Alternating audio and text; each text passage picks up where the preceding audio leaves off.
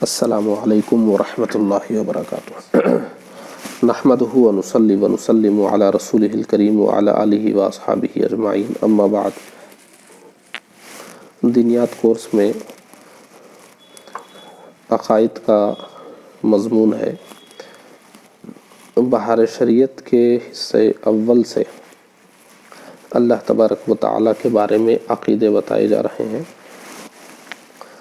آج یہ اللہ تبارک و تعالیٰ کے بارے میں عقائد کی آخری ویڈیو ہے۔ عقیدہ دیکھیے کیا ہے۔ اس کے ہر فعل میں، یعنی اللہ تبارک و تعالیٰ کے ہر فعل میں کثیر حکمتیں ہیں، خواہ ہم کو معلوم ہو یا نہ ہو۔ حکمتیں بہت زیادہ ہیں اللہ تبارک و تعالیٰ کے افعال میں، ہم کو معلوم ہو یا نہ ہو، حکمتیں تو موجود ہیں۔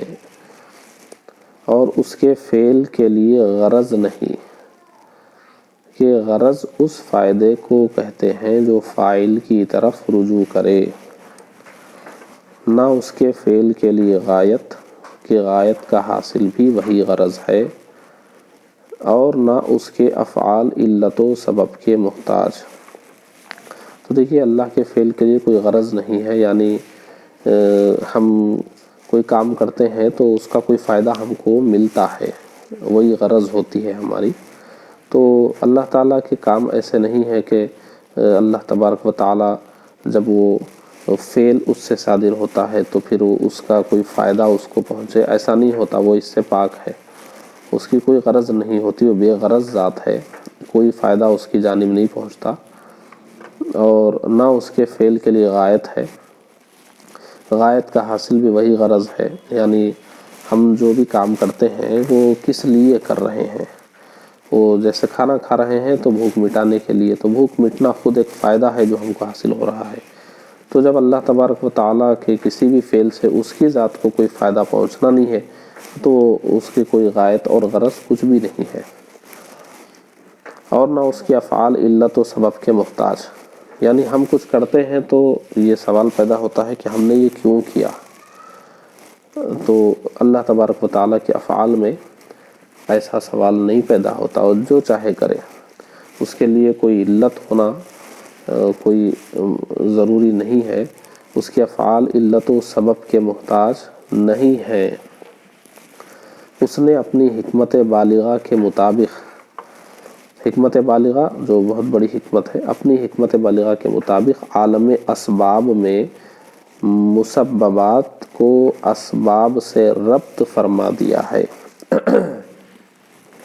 آنکھ دیکھتی ہے، دیکھیے یہ دیکھنا یہ مسبب ہے، آنکھ سبب ہے۔ آنکھ دیکھتی ہے، کان سنتا ہے، آگ جلاتی ہے۔ جلنا یہ آگ جو ہے یہ جلانے کا ایک سبب ہے، تو جو جل رہا ہے وہ مسبب ہے، آگ سبب ہے۔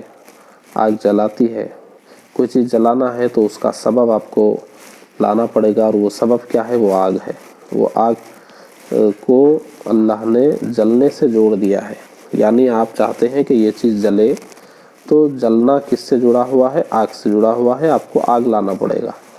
تو یہ جلنے کو اور آگ کو اللہ نے جوڑ کر رکھا ہے، جہاں آگ ہوگی وہاں جلے گا، دو جڑے ہوئے ہیں۔ پانی پیاس بجھاتا ہے، اب یہ پیاس بجھانے کے لیے، پیاس بجھانا ہے تو اب اس کے لیے پانی لانا پڑے گا، تو پانی اس کے لیے سبب ہے پیاس بجھانے کے لیے۔ پانی آئے گا، پیاس بجھ جائے گی۔ تو پانی پیاس بجھاتا ہے، تو اللہ نے پیاس بجھانے کے لیے پانی کو سبب بنایا، تو پانی سبب ہے اور یہ پیاس کا بجھ جانا مسبب ہے۔ تو وہ چاہے تو آنکھ سنے، دیکھیے اللہ نے جو سبب کسی چیز کے لیے سبب کو رکھا ہے، تو دیکھنے کے لیے آنکھ سبب ہے، لیکن یہ جو سبب ہے یہ اللہ تبارک و تعالیٰ کی قدرت یہ ہے کہ آنکھ کا کام دیکھنا ہے اور کان کا کام سننا ہے، لیکن اللہ چاہے تو آنکھ سننے کا کام کرے گی اور کان دیکھنے کا کام کریں گے، یہ اللہ کی قدرت ہے۔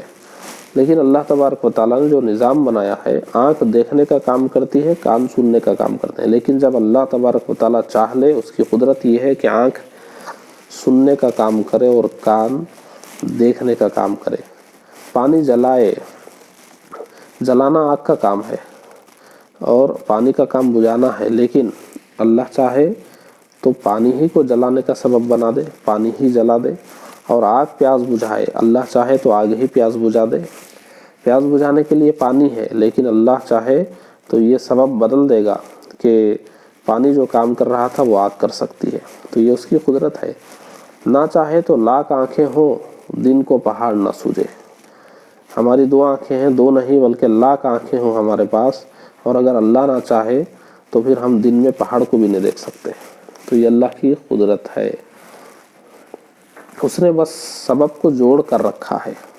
ایسا نہیں کہ وہ سبب ہو تو پایا جانا ضروری ہے، وہ اللہ کی قدرت کار فرما ہے وہاں پر۔ کروڑ آگیں ہوں، یعنی آگ ایک نہیں کروڑ آگ ہو، ایک تنکے پر داغ نہ آئے۔ تنکا جلنا تو دور کی بات، تنکے پہ داغ بھی نہیں آ سکتا۔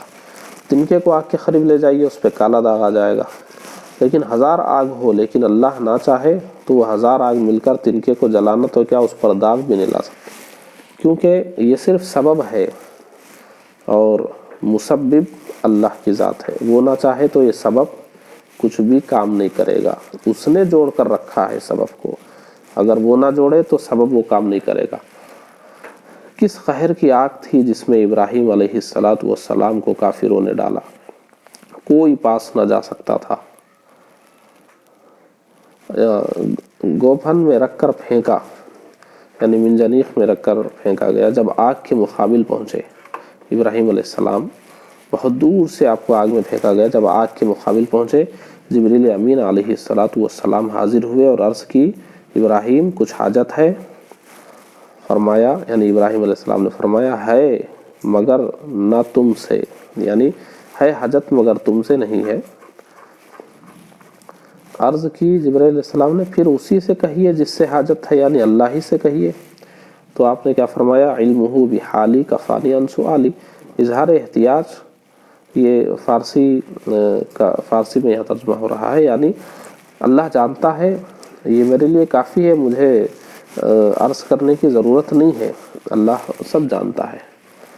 اب کیا ہوا دیکھیے، اللہ تبارک و تعالیٰ نے کیا ارشاد فرمایا، یا نارو کونی بردم و سلاما علی ابراہیم، اے آگ ٹھنڈی اور سلامتی ہو جا ابراہیم پر۔ اس ارشاد کو سن کر روئے زمین پر جتنی آگیں تھی سب ٹھنڈی ہو گئی کہ شاید مجھے سے فرمایا جاتا ہو، اور یہ تو ایسی ٹھنڈی ہوئی کہ علماء فرماتے ہیں کہ اگر اس کے ساتھ وسلامن کا لفظ نہ فرما دیا جاتا کہ سلامتی والی ہو جا، تو ابراہیم پر ٹھنڈی اور سلامتی ہو جا تو اتنی ٹھنڈی ہو جاتی کہ اس کی ٹھنڈک ایذا دیتی۔ اگر اللہ نے یہ نہ فرمایا ہوتا کہ سلامتی والی ہو جا، صرف ٹھنڈی ہو جا فرماتا تو اتنی ٹھنڈی ہو جاتی کہ پھر وہ ٹھنڈک تکلیف دیتی۔ ٹھنڈی ہو جا اور اتنی ٹھنڈی کہ سلامتی بھی رہے۔ تو دیکھیے آگ کا کام کیا ہے، آگ کا کام ہے جلانا، لیکن یہ اللہ نے صرف سبب بنایا ہے آگ کو جلانے کا، اور اللہ کی مشیت وہاں درکار ہے۔ ایسا ضروری نہیں کہ آگ ہو تو چیز جل بھی جائے، اللہ کی مشیت بھی ہونی چاہیے، اس کا ارادہ بھی ہونا چاہیے، اس کی قدرت وہاں شامل حال ہونا چاہیے۔ اور اگر آگ ہو لیکن اللہ نہ چاہے وہ آگ نہیں جلا سکتی، جیسے ابراہیم علیہ السلام کی مثال کہ آگ تھی، ابراہیم علیہ السلام تھے، نہیں جلے کیونکہ اللہ کا حکم تھا۔ تو آگ کو اللہ نے سبب بنایا ہے جلانے کا، لیکن وہ اللہ تبارک و تعالیٰ چاہے تو وہ سبب باقی نہ رہے گی جلانے کے لیے۔ تو اللہ دنیا میں چیزوں کو اسباب سے جوڑ کر اللہ نے رکھا ہے۔ اللہ نے جس چیز کو جس کے لیے سبب بنایا وہ چیز وہ کام کرے گی، اور اگر اللہ نہ چاہے تو وہ نہیں کرے گی، یہ اللہ کی قدرت ہے۔ اللہ تبارک و تعالیٰ کے بارے میں جتنے عقیدے یہاں باہر شریعت میں لکھے گئے تھے بنیادی طور پر یہ سب ہو گئے ہیں۔ آپ ان تمام ویڈیوز کو اچھی طرح سن لیں، اور اگر کوئی عقیدہ سمجھ میں نہ آیا ہو تو ہم سے رابطہ کر کے سمجھ سکتے ہیں۔